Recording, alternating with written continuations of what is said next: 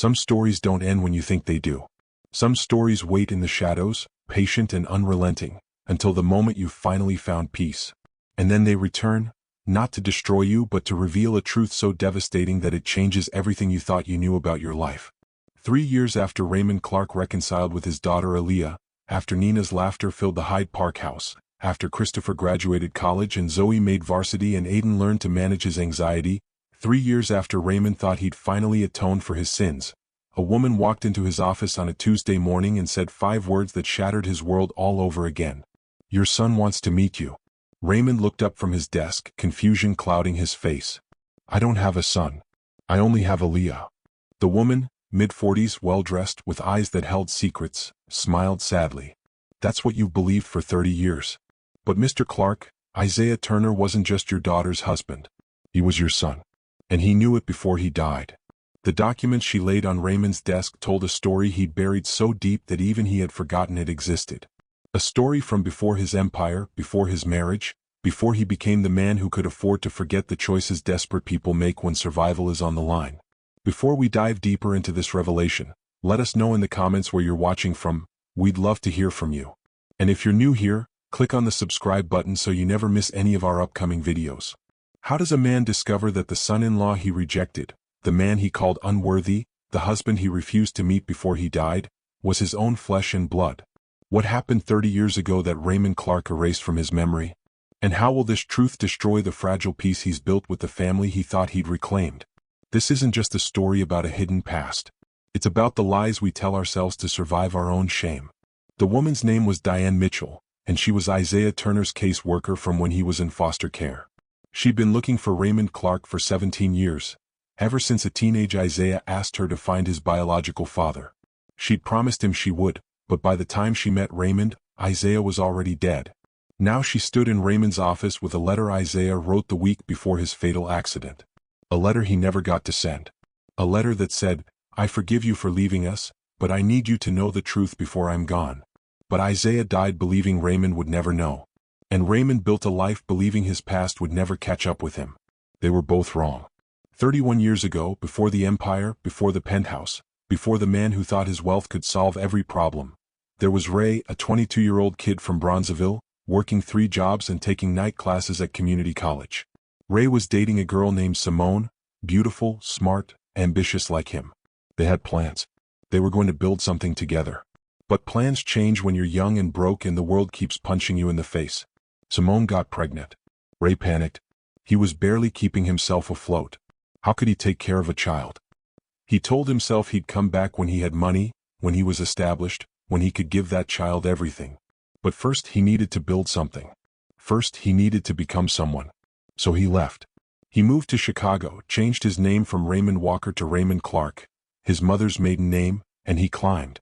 He climbed so high that he forgot about the girl in Bronzeville and the baby he'd left behind. Simone had a boy. She named him Isaiah. She never put Raymond's name on the birth certificate. She used Father Unknown, because by the time Isaiah was born, Raymond had vanished completely. She raised Isaiah alone for 4 years, working herself to exhaustion, until her heart gave out one night after a double shift at the hospital where she worked as a nurse's aide. Isaiah went into foster care. He bounced between homes, some good, some terrible. But he was brilliant and resilient, and he survived. By the time he was 12, he'd been placed with the Turner family, good people who loved him, who gave him stability. They had 3 biological children, and when they died in a car accident, Isaiah was 19. He took custody of his foster siblings because that's the kind of man he was. The kind who didn't abandon family, even when it cost him everything.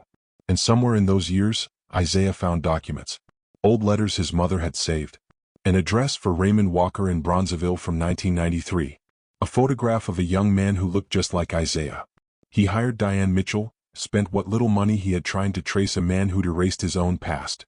By the time Diane found Raymond Clarke, successful, wealthy, unreachable, Isaiah was engaged to a woman he'd met at a community center. Her name was Aaliyah. She was the daughter of a billionaire, and she had no idea that her fiancé was searching for the father who'd abandoned him. Isaiah never told her. He didn't want pity. He didn't want her to choose him because of his pain. He wanted her to choose him because of his love. And she did. But her father, Raymond, rejected him. Called him unworthy. Told Aaliyah she was throwing her life away on a man with no prospects, no family, no future. The irony would have been funny if it wasn't so devastating. Raymond Clarke rejected his own son without knowing it. And Isaiah, who'd found his father at last, realized that some abandonments never end. So he let it go. He married Aaliyah in secret, built a life with her, and decided that blood didn't make family, choice did. Then came the construction accident. The fall. The death. And Isaiah died believing his father never wanted to know him. Diane kept her promise anyway. She kept searching. And 3 years after Isaiah's death, after Raymond had reconciled with Aaliyah and embraced Nina and Christopher and Zoe and Aiden, after Raymond thought he'd finally become the man he should have been all along, Diane walked into his office with the truth. Raymond stares at the documents spread across his desk. Birth certificate.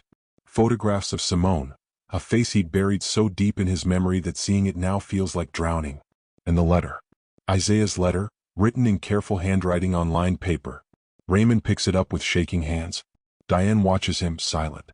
She's waited 3 years for this moment. She can wait a few more minutes.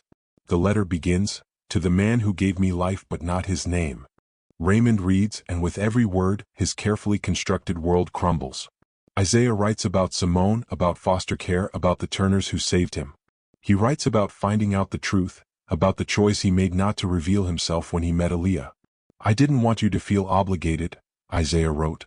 "I wanted to earn my place in her life, not inherit it through guilt or blood." Isaiah writes about their confrontation, about standing in Raymond's penthouse while Raymond called him inadequate. "It hurt," Isaiah admitted, "but I understood. You were protecting your daughter from the kind of man you used to be. The kind who runs. The kind who abandons. You saw yourself in me and it terrified you. I get it. I forgive you." And then the final paragraph. "I don't know if you'll ever read this. Maybe Diane will find you after I'm gone, or maybe she won't. But I need you to know that I turned out okay. I built a life. I loved people and was loved in return. I'm going to be a father soon, and I promise you, I promise myself, that I will never run. I will show up every single day. So in a way you taught me something valuable. You taught me exactly who not to be. And for that I'm grateful. Goodbye, Dad. I hope you found peace." Raymond finishes reading. He sets the letter down carefully as if it might disintegrate. Then he does something he hasn't done since he was a child in Bronzeville with nothing but dreams and fear. He breaks. Not a quiet cry or a few tears. He breaks completely. He bends forward, his head on his desk, and he sobs like a man who's just realized that everything he built was constructed on a foundation of lies and abandonment. Diane doesn't move. She's seen this reaction before with other fathers she's tracked down, other men who ran from responsibility and spent decades convincing themselves it was the right choice. She lets him cry. Some pain needs to be witnessed, not comforted. Finally, Raymond sits up. His face is ravaged, his eyes red. "Does Aaliyah know?" "Not yet," Diane says. "I wanted to tell you first. Give you the chance to decide how to handle it." "Handle it?" Raymond's laugh is bitter. "How do you handle the fact that you rejected your own son? That you told your daughter the man she loved wasn't good enough when he was your own flesh and blood? That you let him die believing you didn't want him? You can't change the past, Mr. Clarke. But you can honor his memory. You can tell Aaliyah the truth." Raymond looks at the photograph of Isaiah clipped to the file. The resemblance is undeniable now that he's looking for it. Same eyes. Same jawline. Same intensity in his gaze. How did he not see it before?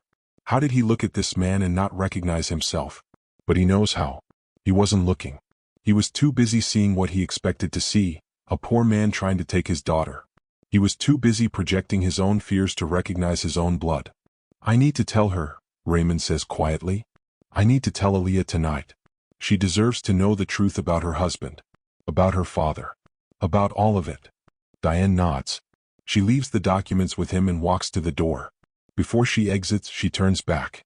"Mr. Clarke, for what it's worth, Isaiah didn't hate you. He understood you. That's more grace than most people show their parents, let alone absent ones.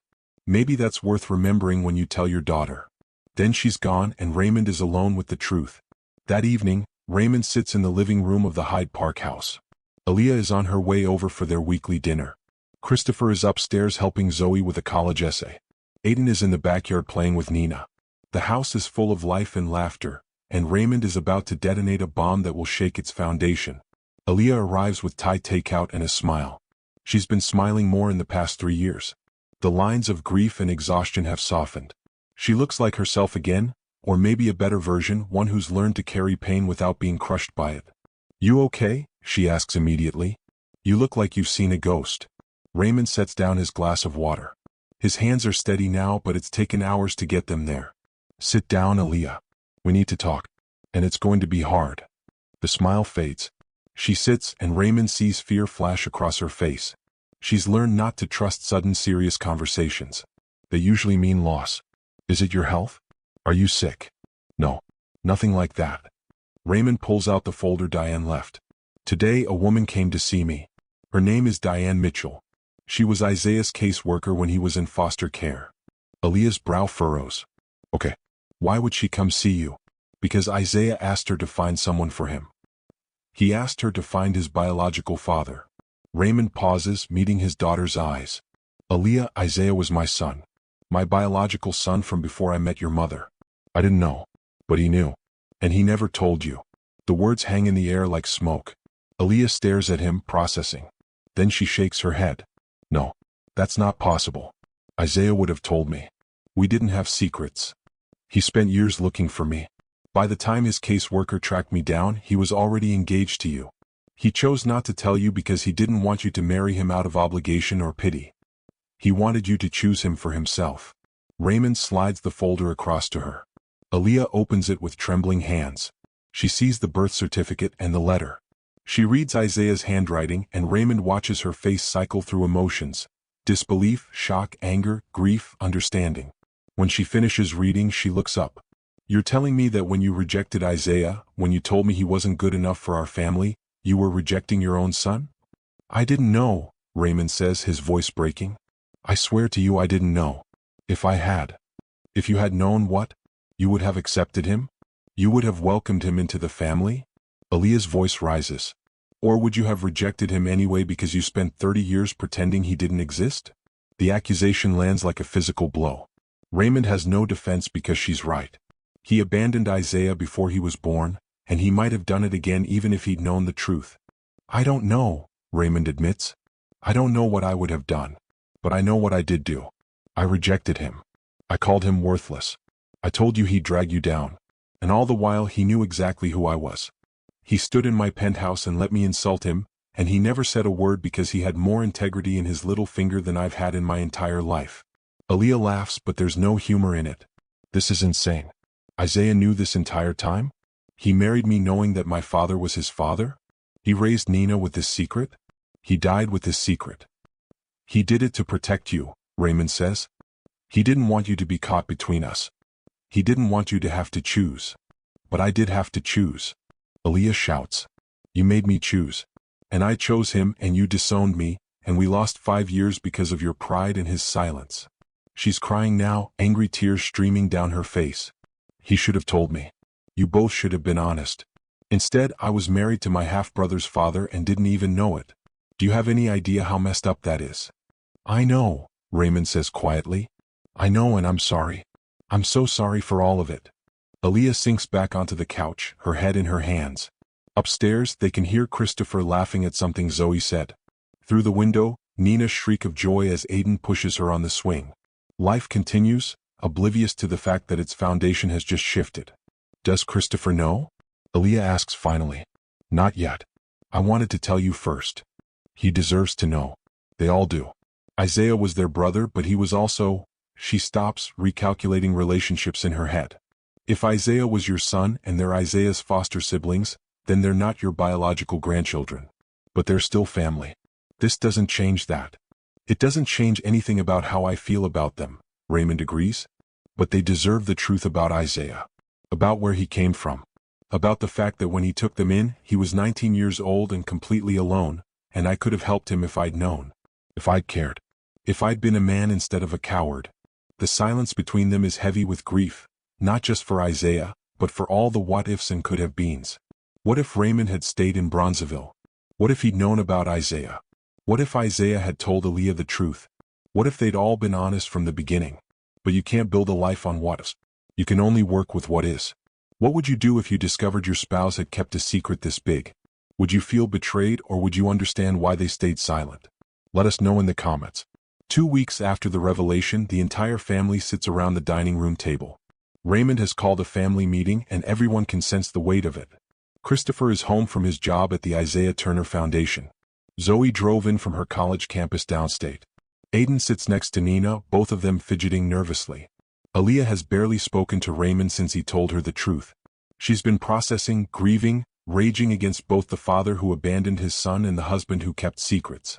But she's here because, as Isaiah would have said, family shows up even when it's hard. Raymond stands at the head of the table. He looks older than he did 2 weeks ago, as if the weight of truth has added years to his face. He holds a folder, the same folder Diane Mitchell brought to his office. "I need to tell you all something," Raymond begins. "Something about Isaiah. Something about me. And I need you to let me finish before you react, because this is going to be hard to hear." He tells them everything. The young woman in Bronzeville. The pregnancy he ran from. The son he never knew. The caseworker who spent years searching. The letter Isaiah wrote before he died. As Raymond speaks, he watches the faces around the table transform. Christopher's expression hardens with each word, his jaw clenching. Zoe covers her mouth, tears already streaming. Aiden looks confused, trying to process what this means. Nina, only 7, doesn't fully understand, but she senses the pain and moves closer to her mother. When Raymond finishes, silence. Then Christopher stands up so abruptly his chair scrapes against the floor. "You're telling me," Christopher says, his voice shaking with rage, "that Isaiah was your son? That when he was 19, alone, taking care of 3 kids, you were living in a penthouse refusing to help? That you rejected your own son without even knowing it?" "Christopher," Aaliyah starts, but he cuts her off. "No. I need to say this." Christopher turns to Raymond, and there's a fury in his eyes that's been building for years.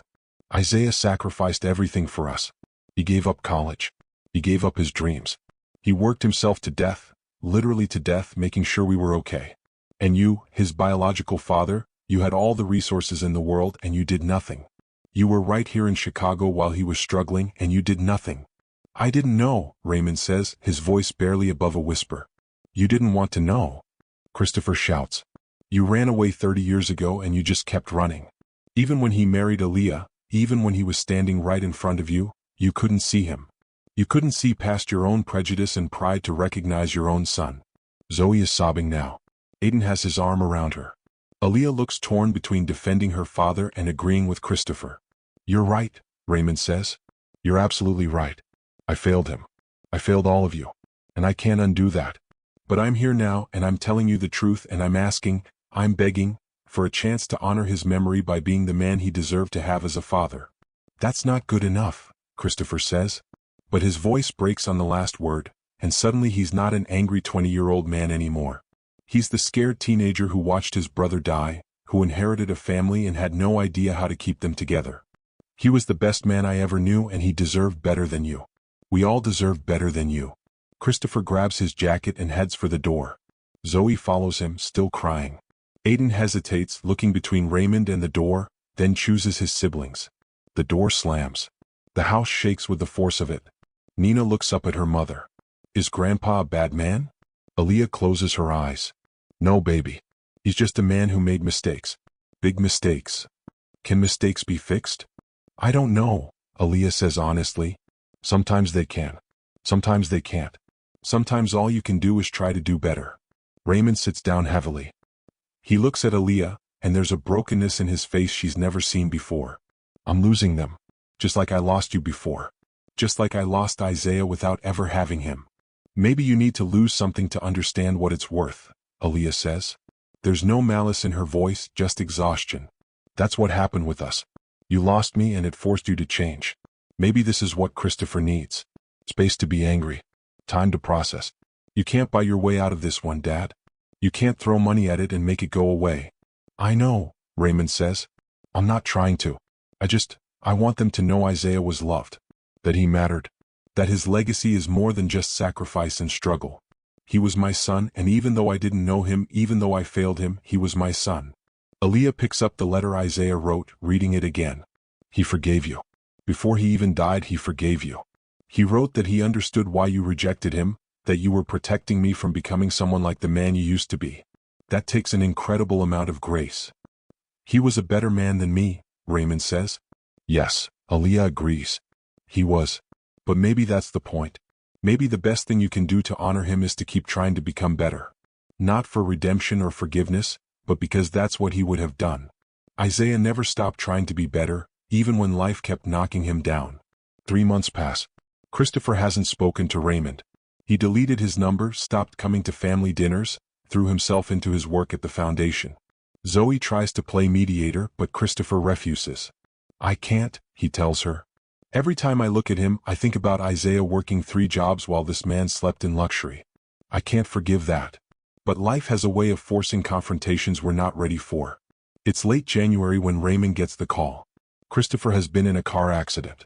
Nothing life-threatening, but he's in the hospital with a broken arm and concussion. Zoe is with him. Aiden is on his way. And Christopher, disoriented from the concussion, keeps asking for Isaiah. Raymond arrives at the hospital to find Zoe in the waiting room, her face streaked with tears. He's confused, she explains. He thinks Isaiah is still alive. He keeps asking when his brother is coming to get him. The doctor said it's normal with head trauma, that his recent memories are scrambled. But it's breaking my heart, watching him wait for someone who's never going to walk through that door. Raymond asks if he can see him. Zoe hesitates, then nods. Maybe it'll help. I don't know. Nothing else has. Christopher is in a hospital bed, bandaged and bruised. His eyes are unfocused. When Raymond walks in, Christopher smiles, a confused, childlike smile that looks wrong on his adult face. Isaiah? He asks hopefully. Raymond's heart clenches. He should correct him. He should explain. But looking at this young man, this boy who Isaiah raised and loved and protected, Raymond makes a choice. He sits down beside the bed and takes Christopher's hand. I'm here, Raymond says gently. You're okay. You're safe.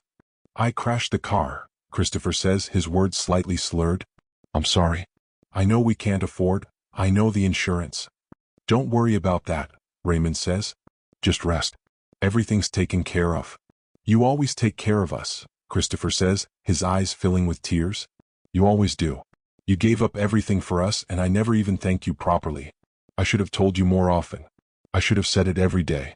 Thank you, Isaiah. Thank you for not leaving us. Raymond's vision blurs. He squeezes Christopher's hand. You never had to thank me.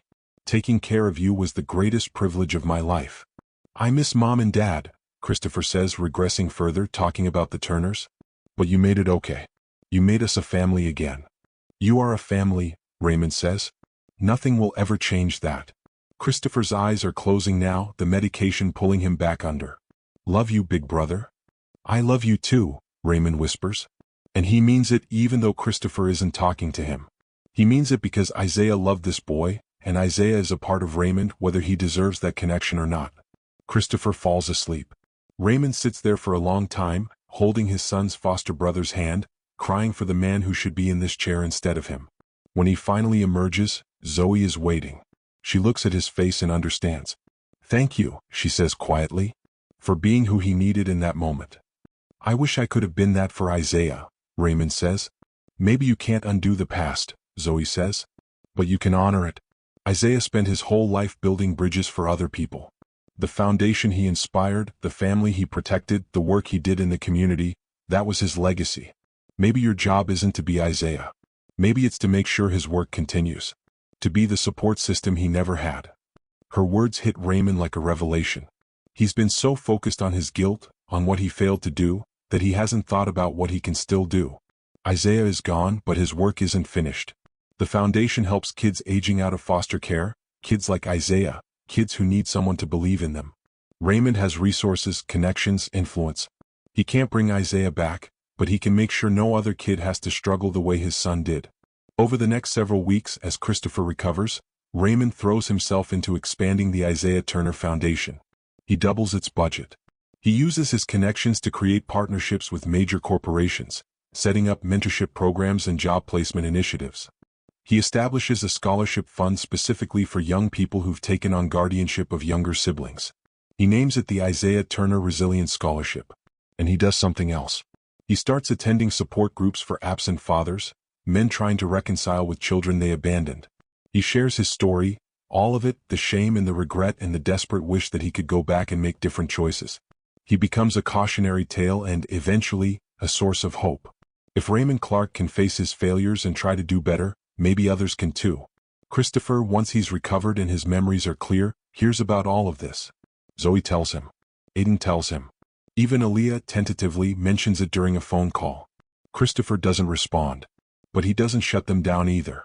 It's March, 4 months after the revelation, when Christopher finally shows up at the Hyde Park house. He doesn't call ahead. He just appears on a Saturday morning, standing on the porch with his hands in his pockets. Raymond answers the door. They stare at each other. I heard what you're doing with the foundation, Christopher says. The scholarship.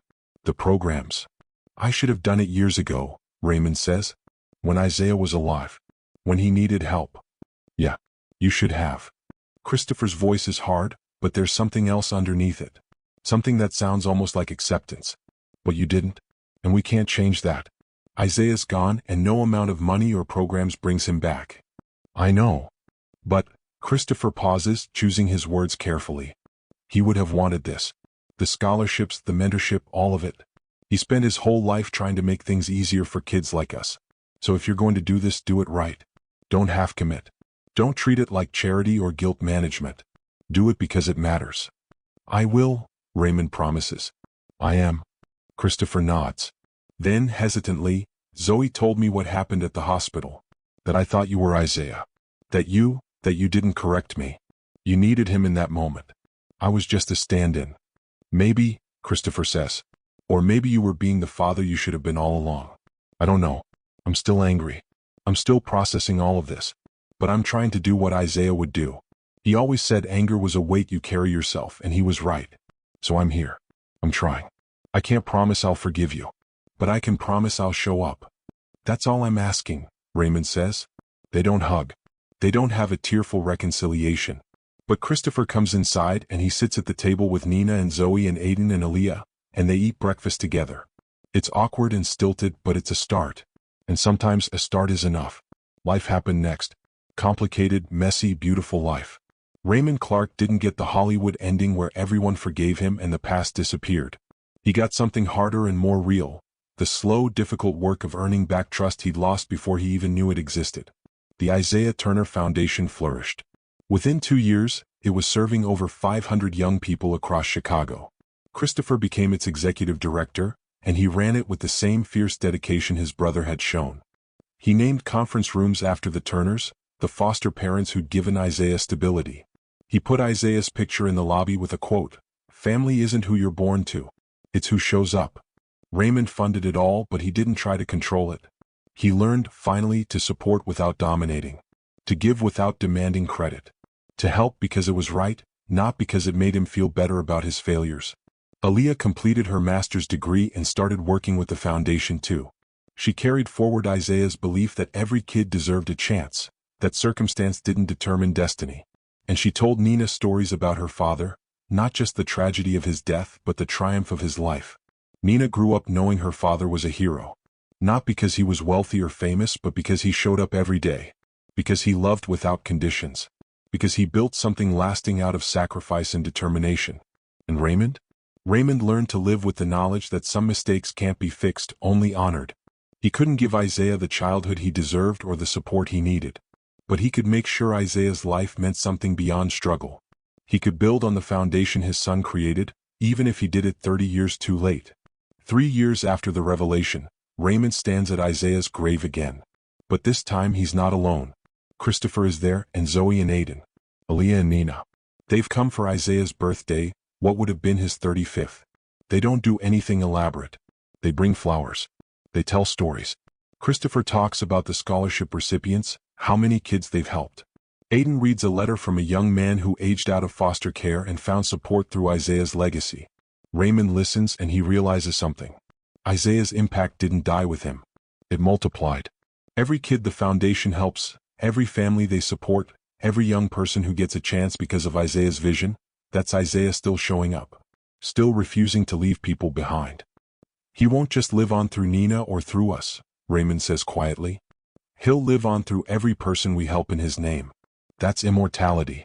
Not living forever, but making sure love and kindness outlast you. So now we ask you, can redemption come too late? Can you honor someone after they're gone? If this story moved you, if it made you think about the relationships in your own life and the bridges you might need to build or rebuild, share it. Let it be a reminder that it's never too late to do better. Like this video if you believe in the complexity of forgiveness. Subscribe to our channel because we're committed to telling stories that don't shy away from hard truths, stories that reflect the real world where healing is slow and redemption is work, not magic. And let us know in the comments, have you ever had to forgive someone for something unforgivable? Or have you been the one seeking forgiveness? Your stories matter. Your experiences matter. We're all navigating this complicated journey of being human, and sometimes the most powerful thing we can do is share our truth with each other. Thank you for being here. Thank you for listening to Isaiah's story, to Raymond's story, to the story of a family that was broken and rebuilt in ways no one expected.